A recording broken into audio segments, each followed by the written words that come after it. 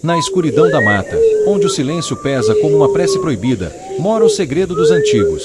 Tesouros enterrados, almas penadas, monstros famintos. O velho Elesbão acreditava que podia enganar o próprio Saci para conquistar riqueza e vingança. Mas quem desafia as forças da floresta corre o risco de nunca voltar. Esta é a história de O Caçador de Saci, de Ney Alencar, que compõe a antologia Pactos e Lendas, Segredos Selados no Brasil Profundo. Sejam bem-vindos ao Vozes da Ibis, onde a literatura nacional ganha voz.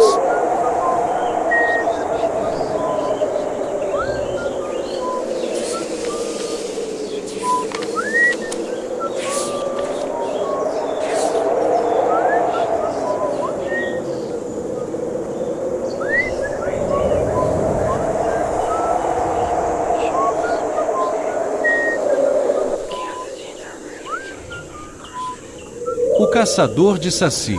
Ney Alencar. O Saci é esperto. O Saci é danado. Cuidado que o Saci te pega. No meio da mata. Encanto do Saci. A mata estava quieta demais, sem vento nem piados, como se esperasse algo acontecer. O velho Elesbão verificou de novo a peneira de cruzeta e ajeitou a garrafa de vidro escuro que tinha no embornal junto com a rolha queimada em cruz. Olhou de viés para a clareira vazia de terra batida à sua frente e olhou o céu azul escuro onde já vinha caindo a tarde.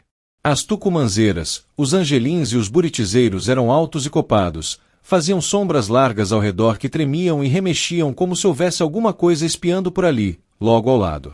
Algum bicho matreiro só prestando atenção no velho Elesbão. Esse mesmo estava que não se aguentava mais de tanto esperar.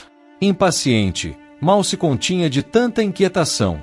Torcia as mãos desassossegado e ficava pensando naquela conversa que ouvirá do velho mameluco, dono do bar na beira da vila, enquanto tomava aguardente com Tobias Caco de Onça e o Arlindo Floresbelo num canto do bar. Bebia para esquecer mesmo, só assim. Aquela malvada da Girlânia o havia trocado pelo safado do Zinabre, que se fizera de seu amigo só para lhe roubar a mulher. Como se já não fosse ruim o suficiente que ela o tivesse traído descaradamente na frente de toda a vila na festa da igreja com o mulato, depois ainda tivera a cara de pau de mudar-se para a casa do outro e passará a se mostrar para todos como se estivesse em lua de mel.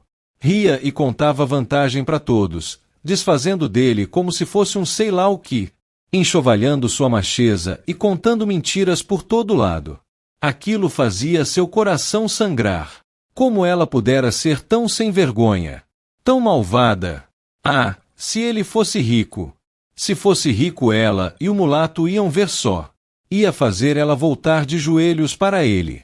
Isso o atormentava de um jeito que ficava acabrunhado e triste. É que sentia muita falta dela. Só de pensar nela deitada com o mulato, aquilo lhe subia como um fogo ruim pelo peito, como uma gastura que queimava de dentro para fora, lhe subindo pela garganta. Fora coisa tão súbita que nem conseguia explicar. Num dia ela estava toda fogosa com ele, no outro, naquela maldita festa da igreja que ele nem queria ir, ela jogou-se para cima do mulato. Fora o fim mesmo.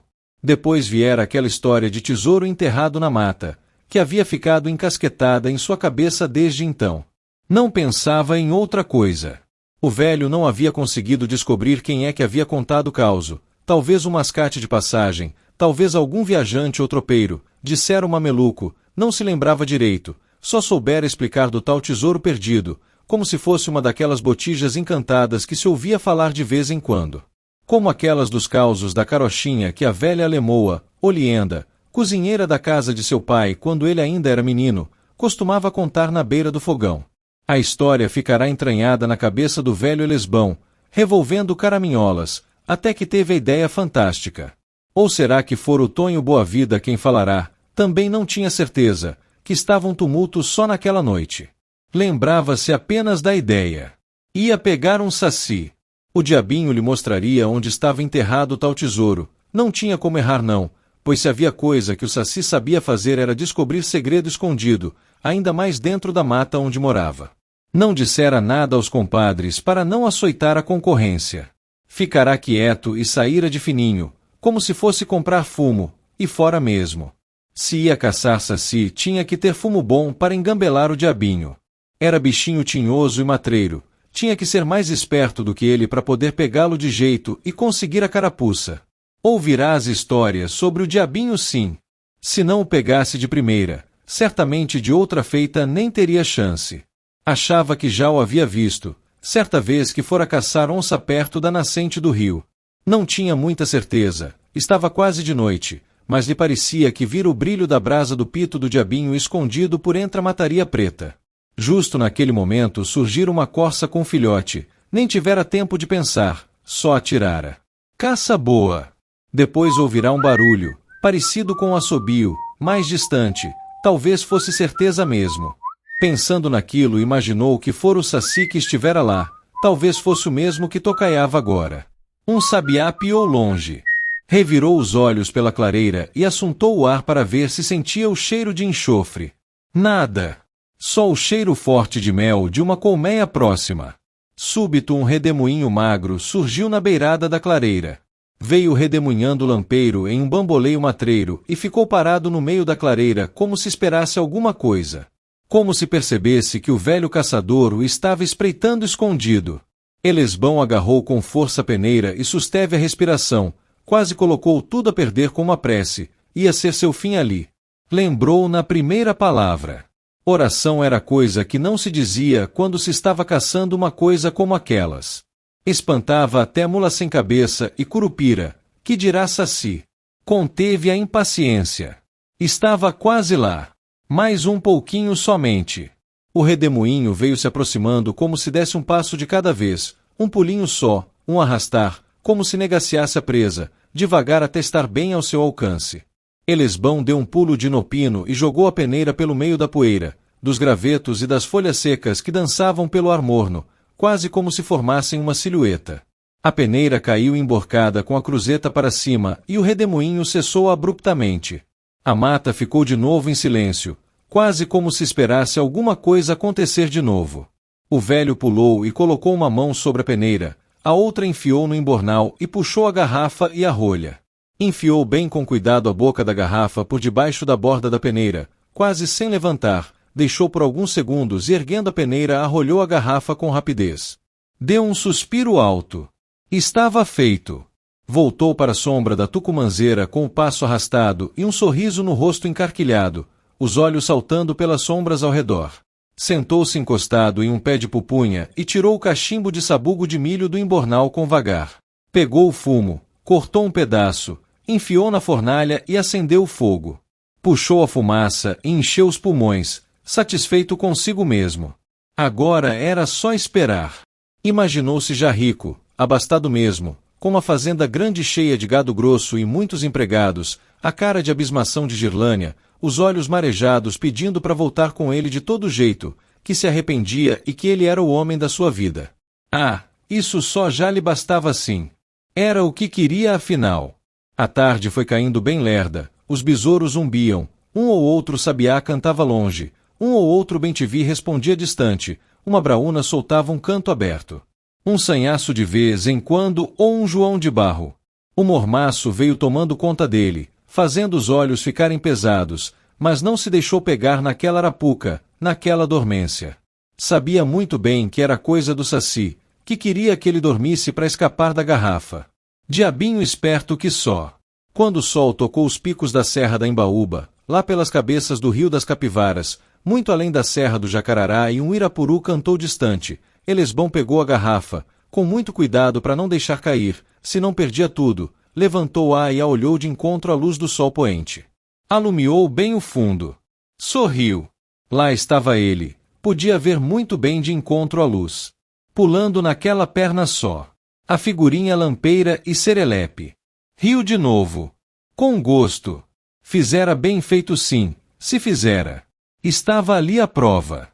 A vozinha veio de dentro da garrafa como taquara rachada ecoando fantasmagórica pelo derredor e fazendo calar os passarinhos. Vós mecê me pegou. Concedeu o saci com uma risada e uma gargalhada debochada.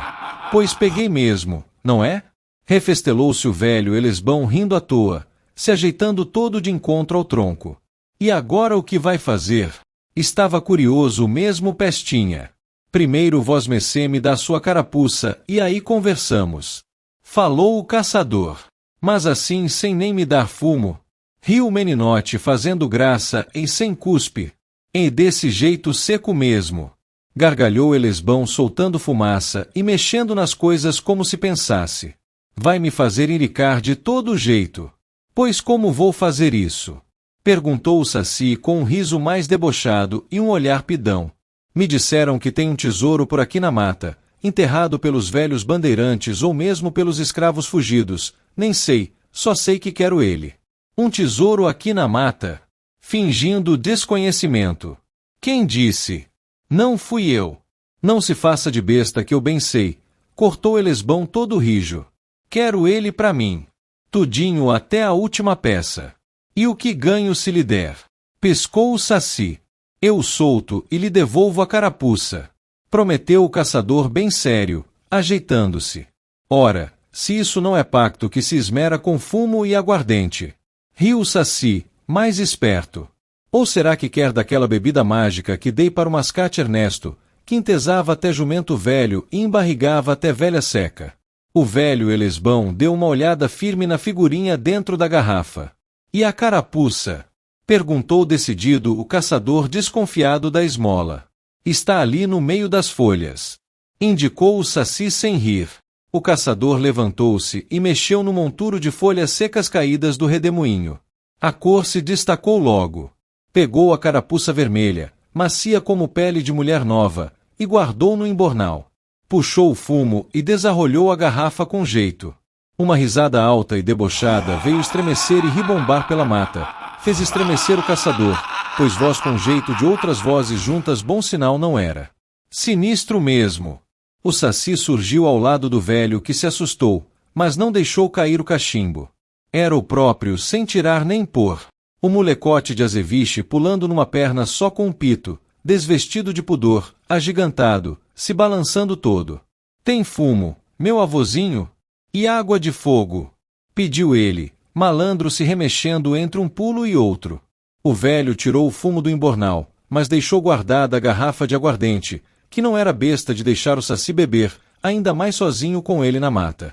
Já ouvirá da afamada surra de vara que costumava se seguir quando bebia o moleque. O Saci acendeu o cachimbo preto de cabeça grande, tirou uma baforada e soltou. Vós mecê quer mesmo o tesouro? É perigoso, posso lhe dar outra coisa. Os olhinhos brilhando de malvadeza. Quem sabe aquela branquinha que lhe assuntava ou mesmo aquela que lhe abandonou. Quero o tesouro. Empacou o velho. Não me engane que eu tenho sua carapuça. Vou lhe levar lá, não se afobe. Assegurou o diabinho. Mas cuidado que ele só pode ser visto e cavado na meia-noite, depois que o corpo seco que o guarda tiver ido embora. E tem corpo seco, é? Havia medo na voz do velho caçador, conhecia a maldade do bicho das histórias que ouvirá em criança. Tem, é um padre muito safado que roubou o tesouro da sacristia e o escondeu na mata para fugir com uma de suas mulas. Mas morreu antes, morto pelo marido da bisca, e agora fica lá guardando ele. É bicho tinhoso e malvado. Luxurioso como nunca houve antes nenhum. É para ter muito cuidado mesmo. Me leve lá que lido com ele. Garganteou o velho Elesbão rindo à toa. Agora que tinha o Saci, não ia deixar que nada se interpusesse entre ele e seu tesouro. O Saci deu de ombros, como se nem ligasse, e saiu pulando e se balançando na frente. Desceram pelo meio dos morros e embicaram pelo leito seco de um riacho fundo que seguia paralelo ao rio das Capivaras, oriundo de uma seca que tinha derribado toda a mata 2 anos atrás. Restava só a cicatriz de terra seca correndo pelo meio do vale. O sol caiu por detrás dos morros numa rapidez nunca vista. A noite veio rápida e preta, sem estrelas, sem lua, escondendo tudo com nuvens negras. O velho Elesbão seguia de perto o fogo do pito do Saci pulando na escuridão, com medo de perder o diabinho de vista. Andaram até cair a noite profunda e se aproximar a meia-noite. Elesbão já estava imaginando que o Saci queria era lhe pregar alguma peça ou fazê-lo se perder na mata escura. Então o Saci parou, levantou a cabeça e fungou o ar parado. Elesbão correu ao seu lado. Cadê o lugar? Perguntou desconfiado de malvadeza. É ali naquele barranco cheio de pretitude. Apontou o Saci para uma gruta mais escura que o resto, onde parecia que tinha alguma coisa escondida mesmo. Agora toca esperar o bicho sair, senão não tem tesouro. Se ajeitaram atrás de uma engazeira e esperaram. Para disfarçar o cheiro forte do caçador e não alertar o bicho de sua presença, o Saci pegou umas folhas escuras e mandou Elesbão esfregar pelo corpo. Senão ele descobre vosmecê e fica tudo perdido. Indicou o Saci bem sério. O caçador esfregou as folhas que soltaram um perfume leve, como se fosse de coisa selvagem ou de flor de jasminzeiro, tudo misturado. Depois se sentaram atrás do tronco. Elesbão deu a garrafa de aguardente para manter o Saci quieto. Foi pior, pois daí que o diabinho ficava enticando com o velho, cutucando e atazanando, tanto que o caçador acabou tomando a garrafa. Depois lhe dou o resto. Prometeu Elesbão num sussurro. Primeiro quero o tesouro. O Saci, já meio tomado pela aguardente, virou-se pro lado e deu de cochilar, com um olho aberto e outro fechado. Quando a mãe da lua cantou à meia-noite, o corpo seco veio. As mãos escavaram a terra de dentro para fora e o corpo seco se arrastou ressequido para fora do barranco, os olhos como brasas, os dentes batendo, a pele seca e suja, nu e podre, balançando como fruta madura. Seu fedor empesteou todo o ar. Olhou ao redor e correu pelo leito do rio para dentro da mata. O Saci esperou um pouco e então desvelou debochado. Ele já foi, é só desenterrar o tesouro, tinha malícia na vozinha rachada. Tem que ser com as mãos nuas, se usar qualquer coisa de ferro o tesouro some, encantado. Elesbão se levantou e correu para o barranco de onde o corpo seco havia saído. Chega-se tremia todo dominado pela ganância. Se ajoelhou na beira do buraco e foi aí que sentiu o fedor mefítico que escapava da toca do bicho, insuportável mesmo. Um engulho forte lhe subiu pelo esôfago e quase saiu pela garganta, mas conseguiu se controlar a custo. Com asco meteu as mãos ávidas na terra fria e úmida, fedorenta, escavou com vontade e ganância, os dedos vieram sujos, mas não parou. Mal conseguia ver a terra à sua frente de tão escuro que estava. Quando parecia que já ia encontrar alguma coisa bem no fundo, foi que ouviu um barulhão aterrador, como se fosse algo grande correndo pela mata ao redor do buraco. O chão tremeu. Como estava meio enterrado, não conseguiu ver quase nada, mas sentiu um arrepio tremendo de pavor escorrendo pela espinha. Algo morno lhe pingou pelas costas e ele teve medo. Um grito rouco ecoou pela mata bem perto dele, um fedor nauseabundo subiu pelo ar e Elesbão ficou branco, porque sabia muito bem o que estava vindo por ali. Era Mapinguari. Voltou-se e tentou sair do buraco para correr, para fugir, mas já era tarde. As nuvens que cobriam o céu, naquele exato momento, se abriram para deixar passar um maldito raio de luar que desceu no barranco à sua frente e o iluminou. Ele soube que não ia conseguir fugir. Viu o bicho agigantado, todo rijo já, tocaiando o barranco coberto de pelos negros, unhas grandes e pretas. Tinha um olho enorme estalado na carantonha e no ventre cabeludo abria-se uma bocarra gigantesca, cheia de dentes brancos e afiados descendo pelo nariz até o estômago imundo. O que vinha depois ele nem sequer conseguiu imaginar de tão apavorado que estava. O bicho ávido o pegou pelo meio, de cima do barranco, e não adiantou gritar nem espernear que não o soltou. De longe o Saci só olhava, os olhos maliciosos brilhando como brasas enquanto bebia aguardente e mexia no pito com gosto. Ouviu o soluço de agonia e o grito rouco. Vieram os outros gritos, desesperados até que se calaram. Depois só o barulho da carne contra carne, abominável. Quando cessou veio o do mastigar incessante, do quebrar dos ossos. Esperou o bicho comer, se refestelar, se fartar, matar as vontades todas, e se deitar meio leso de sono no tronco grosso de um angelim vermelho. Então saiu de detrás da engazeira. Pulou até onde o bicho havia jogado as roupas do caçador, procurou, pegou a carapuça e o fumo do embornal, riu e acendeu novamente o pito, depois se despediu do compadre. Uma ideia maravilhosa, aquela do pacto com o bicho. Não tinha como errar e ainda lhe sobrava muito fumo e aguardente. Parou por um instante e lembrou-se, debochado, da imitação de voz que fizera para convencer o velho mameluco, dono do bar, a espalhar a história do tesouro da mata e saiu dando pulos zombeteiros.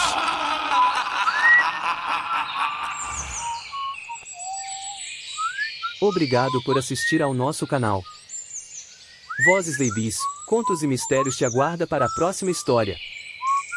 E não se esqueça, o link para adquirir os livros da Ibis está na descrição do nosso canal. Até breve.